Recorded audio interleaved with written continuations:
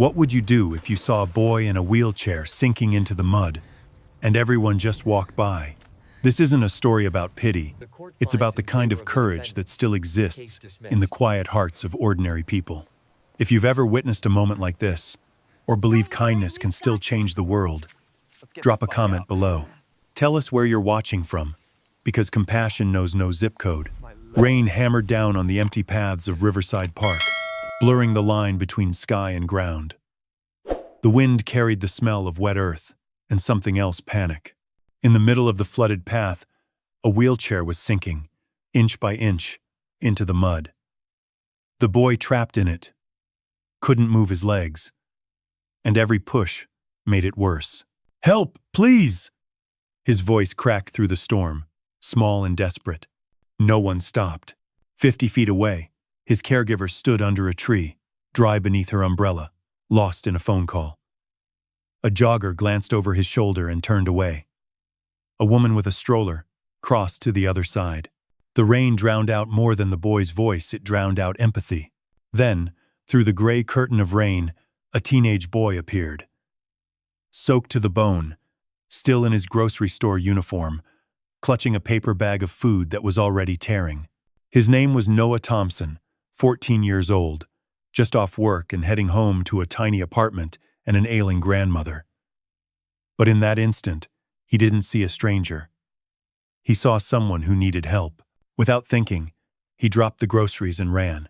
"I got you, hang on," Noah shouted, his voice shaking with both fear and resolve. The mud sucked at his shoes as he reached the wheelchair. The boy's eyes wide, terrified, met his. "I'm Eli," he whispered. "I'm Noah. We're getting you out, buddy." Noah braced his feet and pushed, but the wheels only sank deeper. His hands slipped, skin scraping on the cold metal. He ripped off his jacket, wedged it under the tires, tried again, nothing. The rain fell harder.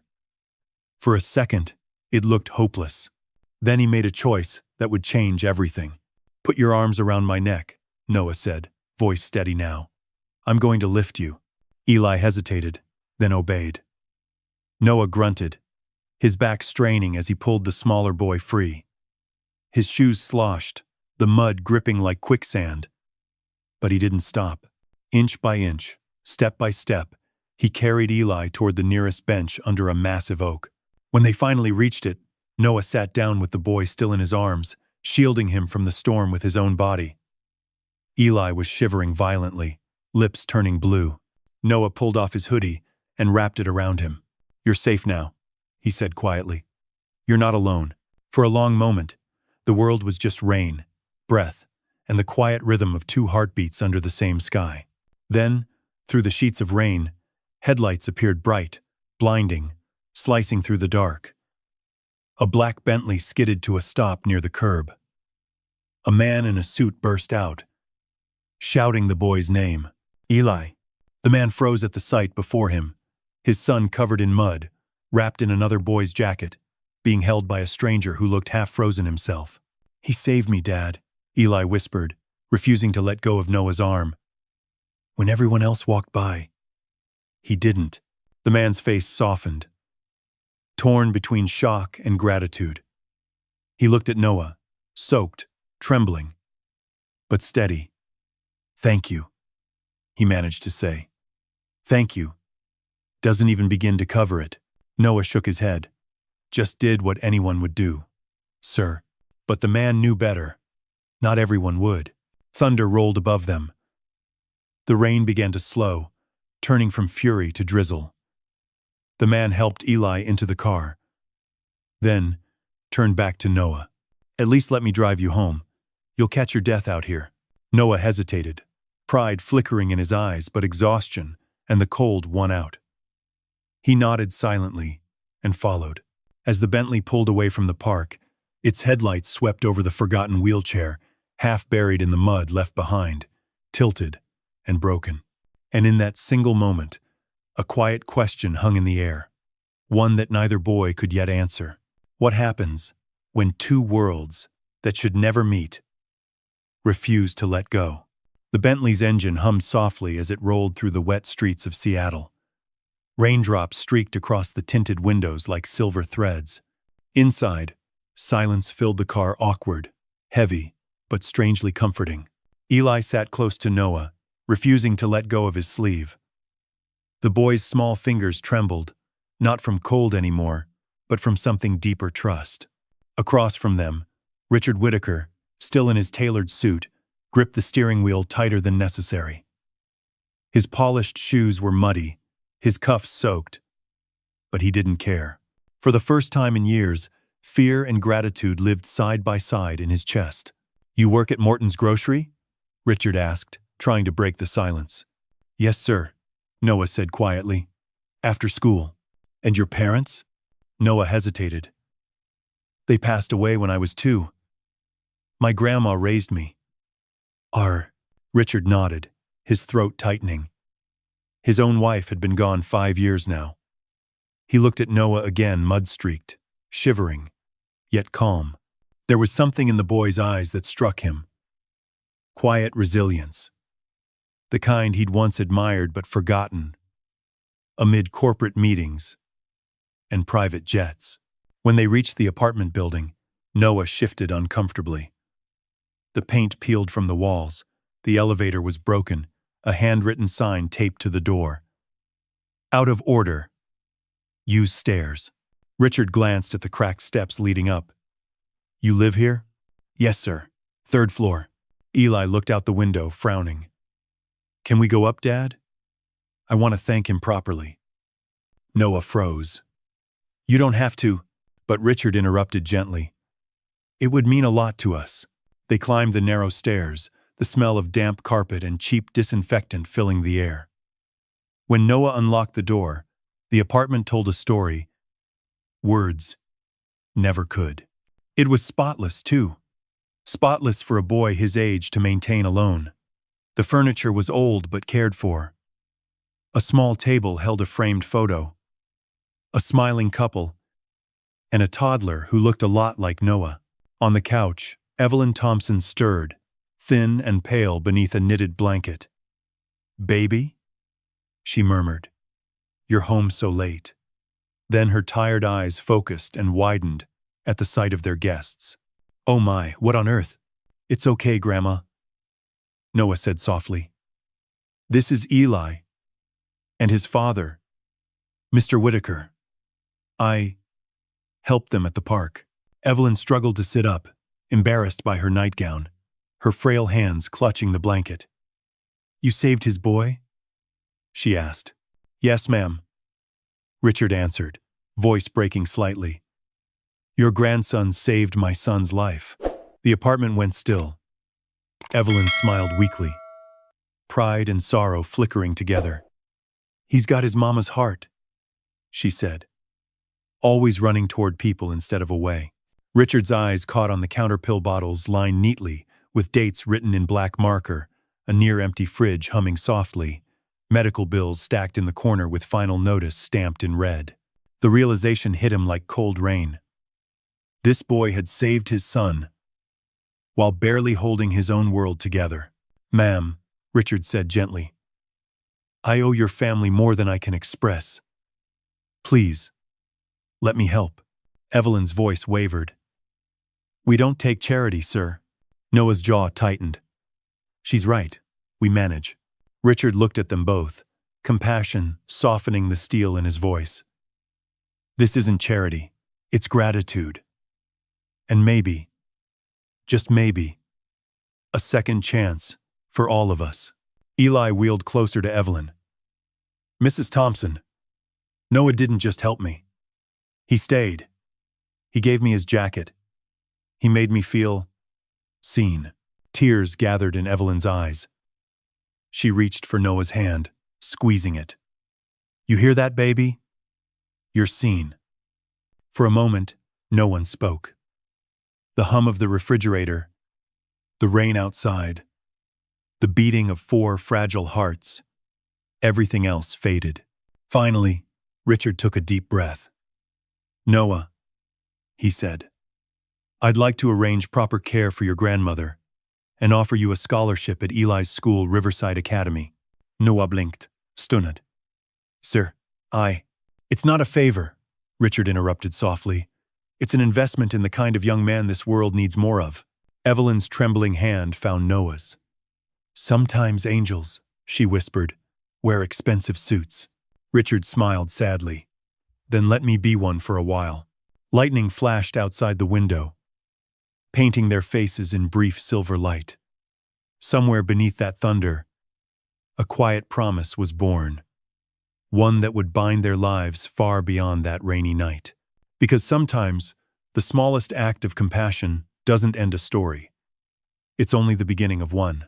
And tomorrow morning, when Noah wakes, a decision will await him, one that could change everything. The morning sunlight crept through the thin curtains, painting streaks of gold across the tiny apartment. For the first time in weeks, Noah slept past dawn. When he finally opened his eyes, the world outside was quiet. No rain, no thunder, just the hum of a city waking up. On the nightstand lay a crisp white envelope with the Whitaker Technologies logo. His name was written in elegant cursive, Noah Thompson. He hesitated before opening it. Inside was a letter and a printed acceptance form, full scholarship to Riverside Academy, including a monthly stipend as Eli Whitaker's peer mentor and friend. His heart pounded. Riverside Academy wasn't just any school. It was one of the best in the state. The kind he used to read about in library brochures he could never afford to take home. It felt unreal, like the world had suddenly opened a door he didn't know existed. At the kitchen table, Evelyn sat with her cup of tea, smiling faintly. "You read it yet?" she asked. He nodded slowly. "I don't know if I can, Grandma. It feels too much." Her voice was soft but firm. "Baby, the only thing that's too much is pride, when it gets in the way of purpose." Later that week, Noah stood at the gates of Riverside Academy. The sprawling campus stretched wide brick buildings, manicured lawns, and banners flapping with the school crest. Everything screamed wealth, legacy, perfection. His thrift store shoes squeaked against the marble floor as he walked in, clutching his schedule like a lifeline. Eli was waiting by the entrance, his wheelchair gleaming under the morning sunday. "You made it," he said, grinning. "Told you it'd be fine." "Yeah." Noah smiled nervously, just trying not to trip before homeroom. The day was a blur of new faces and whispered rumors. Some students smiled politely. Others stared a little too long. In the cafeteria, he overheard the sting of careless words. "That's the charity kid, right? The one the Whitakers brought in? I heard he works at a grocery store. Guess money really can buy you anything, even friends." Noah clenched his jaw, pretending not to hear. But Eli did. His eyes darkened. "Ignore them," he said. "They don't know what they're talking about." "Maybe they do," Noah muttered, his voice barely audible. "Maybe I don't belong here." That night, back in his apartment, he couldn't sleep. He thought of Evelyn's words, purpose over pride, and of Eli's laughter echoing down the hallways. He decided then, he wouldn't waste this chance. The next morning, when the robotics club met for the first time, Noah showed up early. Mr. Patterson, their teacher, introduced the semester project. "Design something that changes lives." Eli rolled forward, his eyes lighting up. "What if we built something for people like me? A wheelchair that can handle rough terrain, mud, sand, snow." Noah's head snapped up. "So no one ever gets stuck again," he said. Their eyes met a silent agreement. A mission. Weeks passed. Late nights in the lab, coffee cups piling up, laughter spilling between sketches and code. For the first time, Eli didn't feel defined by what he couldn't do, and Noah didn't feel trapped by what he didn't have. They were equals, builders of something bigger than themselves, but not everyone saw it that way. One afternoon during testing, a wheel jammed, and their prototype crashed against the wall. A few students laughed. "Guess the charity kids aren't engineers after all," someone joked. Noah froze, shame burning through him. But Eli wheeled over, face fierce. You didn't give up on me in the mud, he said. Don't give up now. They rebuilt the design from scratch that night stronger, smarter, unstoppable. When they finally presented it at the Riverside Robotics Fair, the crowd held its breath as their wheelchair glided smoothly across sand, gravel, and yes, a tray of mud. Applause thundered through the gym.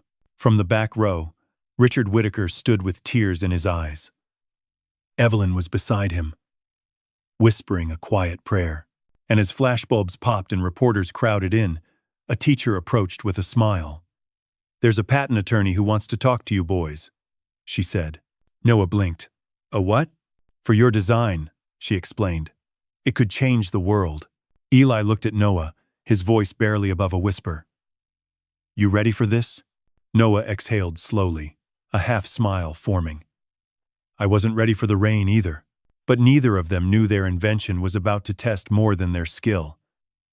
It would test their faith in each other. The conference room at Whittaker Technologies gleamed with glass and sunlight. Blueprints of the new wheelchair design covered the long oak table.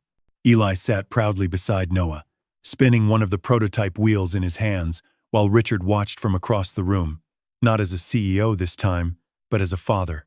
I can't believe it, Eli said, beaming. People actually want to buy what we built. Noah laughed softly. We built it to help, not to sell.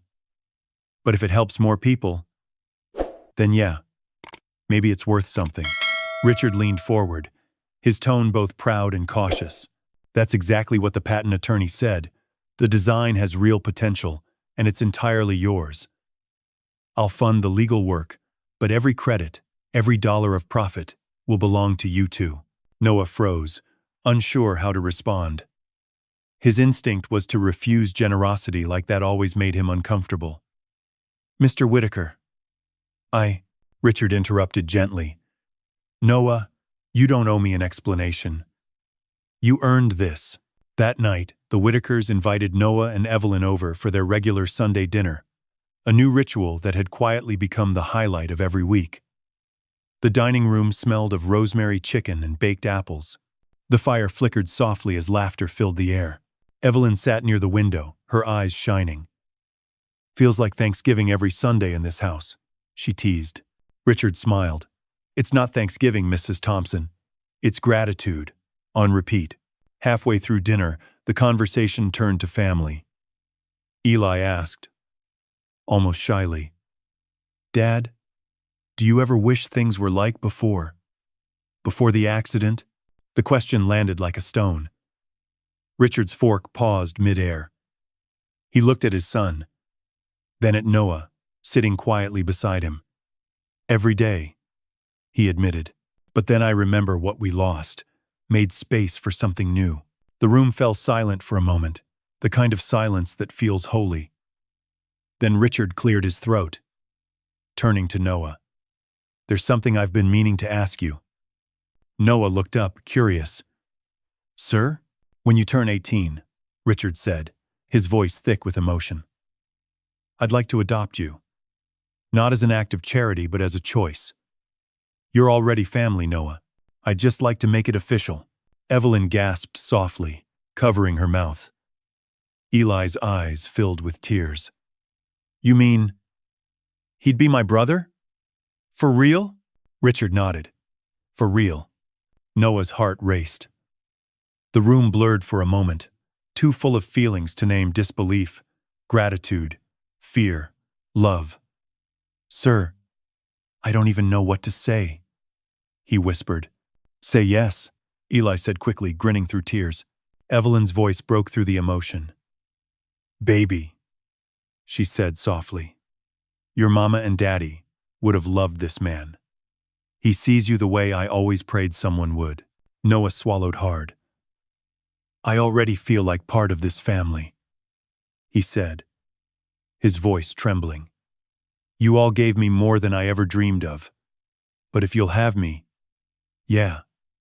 It's a yes. The room erupted in quiet tears and laughter. Richard reached across the table, shaking Noah's hand. But the gesture turned into an embrace. Evelyn wept openly, whispering prayers of thanks. Later, as the evening quieted, Noah stepped outside to the porch. The Seattle night was cool, the stars faint but steady. Eli rolled out beside him. "You realize this means you're stuck with me now, right?" Eli joked. Noah chuckled. "Guess I am. Could be worse." They sat there for a moment, watching the rain begin to fall again. Soft, steady, almost familiar. Eli tilted his head. "Do you ever wonder why it had to happen that way? The rain, the mud, all of it?" Noah thought for a long moment before answering. "Maybe it had to get messy first, so we'd see what really mattered." Inside, Richard stood by the window, watching the two boys talk, his hand resting on the adoption papers lying on the table. A faint smile crossed his face. He finally had what money could never buy: peace. But none of them knew that outside their little circle of light, someone else was already watching: a man from a medical equipment company who had heard whispers of their design and had his own plans for it. And with that shadow waiting beyond the rain, the real test of their bond was about to begin. Autumn crept into Seattle quietly, painting the city in amber and gold. For Noah, life at Riverside Academy had settled into a rhythm: classes, robotics, weekend shifts at Morton's Grocery, and Sunday dinners that now felt like home. But comfort can be deceptive. Beneath the warmth, something sharp was beginning to form. It started with whispers. Whitaker's charity case. One student murmured as Noah walked past. "He's only here because they felt sorry for him," another said. At first, Noah ignored it. He'd heard worse before. But when one of the senior boys sneered, "Guess the Whitakers needed a pet project," something inside him cracked. He stopped going to the robotics lab after hours. He skipped lunch with Eli, making excuses about work. At home, he worked longer shifts, claiming he needed the money, though Richard had already made sure he didn't have to. Evelyn noticed first. "You've got that storm look again," she said one night, folding laundry. "I'm fine, Grandma." "You're not," she replied softly. "You're proud, and pride's heavier than any burden." But Noah's silence deepened. The more he avoided the Whitakers, the more guilt ate at him. He couldn't stand the thought of being seen as someone who took without earning. Then one cold evening, Evelyn collapsed in the kitchen. The sound of breaking glass and her soft cry shattered Noah's wall of pride. He carried her to bed, trembling. Her breathing was shallow. "Grandma, please, stay with me." Minutes later, Richard's car screeched to a halt outside. He'd come the second. Eli told him something was wrong. Without hesitation, he lifted Evelyn gently, his hands steady, his voice calm. "We're going to the hospital." Noah followed, torn between gratitude and shame. At the hospital, doctors worked quickly. The fluorescent lights made everything look sterile and distant. When Evelyn stabilized, Noah sat beside her bed, exhausted. Richard walked in quietly, his coat still damp from the rain. "I didn't mean for this," Noah whispered. "You shouldn't have to fix everything." Richard sat down, his voice steady but full of warmth. "Noah, helping you doesn't make me weaker. It makes me human again." Those words broke through the last of Noah's defenses. Tears he'd buried for years finally came. He pressed his forehead against his hands, shaking.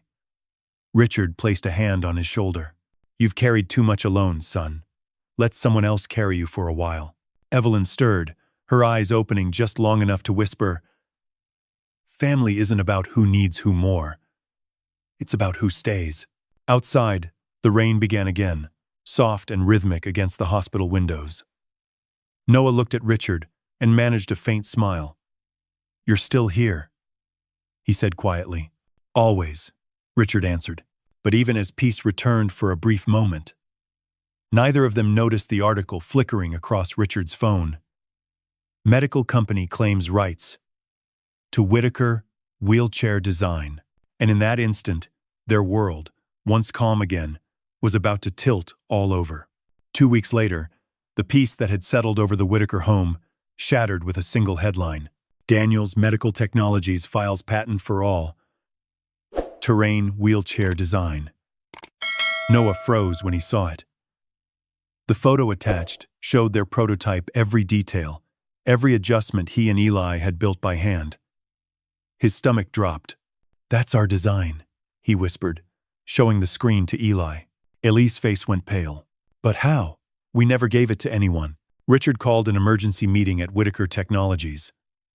The mood in the glass conference room was tense. They got it through someone inside the robotics fair. "Miss Harper," the patent attorney explained. "Daniels filed first, claiming their engineers submitted the design months ago. They're trying to shut you out completely." Noah's fists clenched. "So they just steal it, and that's it?" "Not if we fight back," Richard said firmly. "But it won't be easy. They have deep pockets and lawyers who live for this kind of battle." Over the next few days, the tension grew unbearable. Reporters showed up at school. Some students whispered that maybe Daniels was the real inventor. The same ones who used to call Noah Charity Boy now accused him of lying. One night, Noah sat on the porch, staring at the rain pooling on the pavement. "Maybe they're right," he muttered. "Maybe I don't belong in their world." Eli rolled up beside him, eyes blazing. "Don't you dare say that. You didn't give up on me in the mud, remember? We're not giving up now." Those words reignited something in Noah, the fire that had carried him through storms before. A week later, they stood in court. The Daniels legal team filled one side of the room, all suits and smug confidence. Noah sat beside Richard and Eli, his heart pounding. The opposing lawyer smirked. "A 14-year-old grocery boy built this? Cute story." "Oh." Eli's face flushed. "He did," he said loudly. "And I watched him. Every screw, every circuit, every late night. You don't get to take that." The courtroom went silent. Even the judge leaned forward. Miss Harper slid a USB drive across the table. "Video logs, timestamps, and design notes," she said coolly, all bearing Noah Thompson's name. The evidence was undeniable. When the verdict came, the judge's words felt like sunlight breaking through clouds. Intellectual property confirmed to belong to the creators, Noah Thompson and Eli Whitaker. The courtroom erupted in applause. Richard exhaled deeply, relief softening his face. Eli turned to Noah, grinning. "Told you we'd fix this." Noah laughed for the first time in weeks. "Guess we did." Outside, reporters swarmed them, microphones flashing like lightning. But this time, Noah didn't shrink away. "We didn't build this for money," he said into the cameras. "We built it so no kid ever gets stuck again." That night, Richard founded the Hearts Are for Helping Foundation, pledging to fund free adaptive wheelchairs for children across the country. As Noah watched the rain fall softly against the window, he felt something shift inside him. For the first time, he wasn't just surviving, he was changing the world. But behind the celebration, in a quiet office downtown, a man at Daniels Medical slammed his fist against the desk. "This isn't over," he growled. And just like that, another storm began to form on the horizon. 4 years later, the rain had become a friend, not an enemy.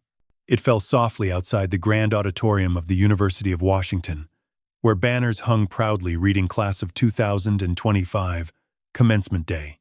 Inside, the room buzzed with applause as Noah Thompson, valedictorian, stepped onto the stage.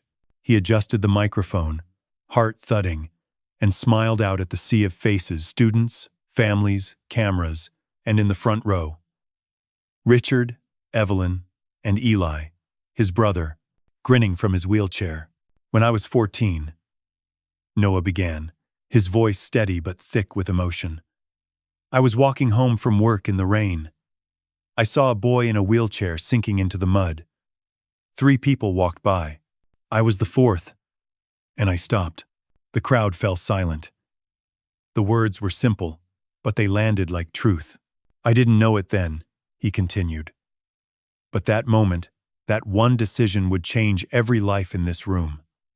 Because helping someone doesn't just pull them out of the mud. Sometimes, it pulls you out too. His eyes found Eli's. That boy became my brother. His father became my father. And the woman who raised me taught me that hearts aren't meant to be kept safe. They're meant to be used.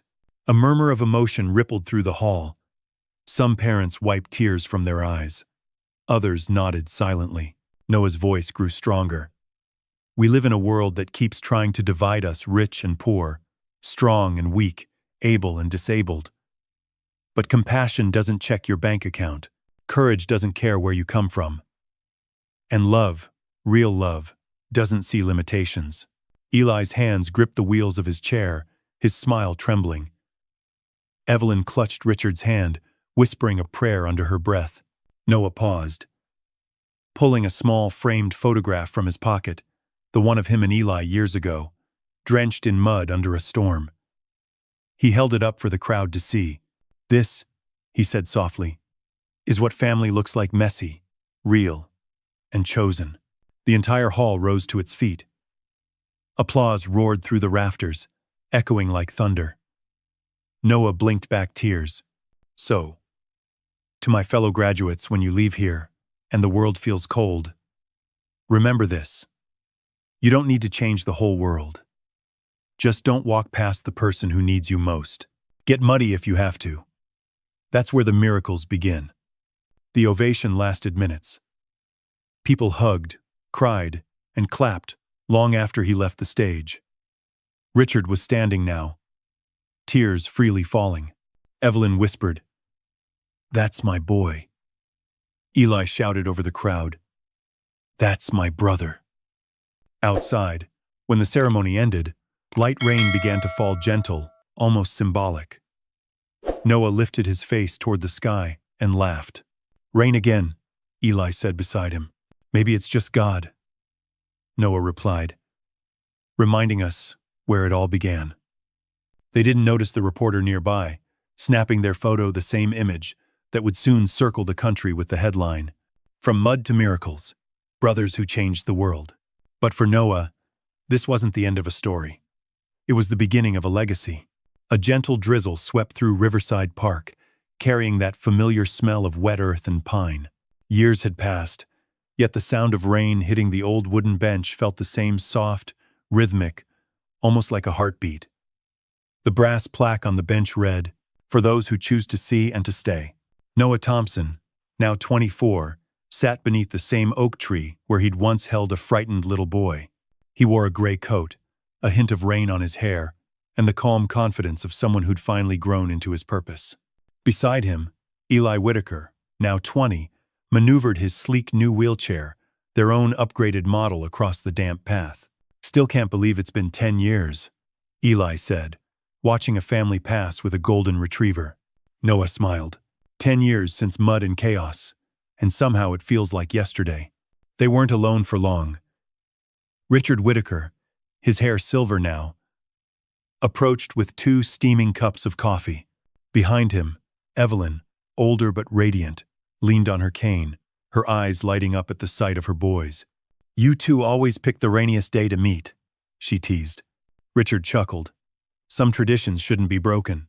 They sat together in comfortable silence, watching raindrops ripple across the pond. People passed by: joggers, parents with strollers, a group of students laughing. It was the same park, but the energy was different now. Kinder. Somehow. Nearby, a small boy, no more than 7, was struggling to lift his bike from the mud. His mother was distracted on the phone. 2 teenagers walked past, pretending not to notice. Eli's gaze hardened. He looked at Noah. And without a word, Noah nodded. They stood and moved toward the boy. "Hey, buddy," Noah called softly, crouching beside him. "Need a hand?" The boy sniffled, his eyes wide. I can't get it out." "Sure you can," Eli said, smiling. "You just need the right team." Together, they lifted the muddy bike free. The boy grinned through the rain. "Thanks, mister." Noah ruffled his hair. Anytime. Just promise you'll help someone else when it's your turn, okay? The boy nodded solemnly and pedaled off, leaving 2 muddy handprints on Noah's sleeve. Eli chuckled. Guess some things never change. Noah looked back at the bench, then at his brother. Good. Some things shouldn't. More people had stopped now, strangers who'd witnessed the small act of kindness. A woman offered her umbrella to an elderly man. A teenager helped push a stroller up the slope. It spread like a quiet ripple, proof that goodness was still contagious. Evelyn watched with misty eyes. See? She whispered. The world just needed someone to start it. Richard nodded, voice low, and they did. The 4 of them sat again, rain falling gently around them, the city's skyline glowing faintly through the mist. Noah reached into his coat pocket and pulled out something small, the photograph from years ago. 2 muddy boys under the same tree. He placed it on the bench, beneath the plaque. You think anyone will believe it all started here? Eli asked. Noah smiled. Doesn't matter if they believe it. It only matters if they remember it. Oh. The rain thickened, wrapping the park in silver. A passing couple paused, reading the plaque aloud. For those who choose to see, the woman murmured. And to stay, her partner finished. They smiled and walked on, hand in hand. Noah leaned back, closing his eyes as thunder rumbled in the distance. Not threatening this time, just reminding. Funny, he said softly. The rain used to mean struggle. Now it feels like peace. Eli nodded. That's because we turned pain into purpose. What? From afar, the park looked ordinary, just another gray Seattle afternoon. But for those who truly saw, something sacred was happening there. Connection. Kindness. Legacy. As they rose to leave, Noah looked back one last time at the bench, at the photo beneath the plaque, and whispered, Thank you, rain, for everything you gave and everything you washed away. Eli smiled beside him. Ready to go home, brother? Yeah, Noah said, his voice warm. Let's go build something new. And as they disappeared into the mist, the plaque gleamed softly in the rainlight, a reminder to every passerby that compassion doesn't end with one story. It begins every time someone chooses to stop, to see, and to stay. Mud and Rain isn't just a story about rescue. It's a reflection of what humanity still longs for in a world that often rushes past pain. It reminds us that compassion isn't weakness. It's courage in its purest form. Through Noah, Eli, and their chosen family, we see how one selfless act can ripple across years, transforming guilt into gratitude, loss into legacy. The story teaches that wealth, status, or ability don't define worth, our choices do. It's a tribute to the quiet heroes who show up, to those who lift others even when their own hands are trembling. In every storm, there's a chance to be someone's shelter. Mud and Rain whispers that kindness is not an accident, it's a decision, and it's the only kind of miracle we can create every single day.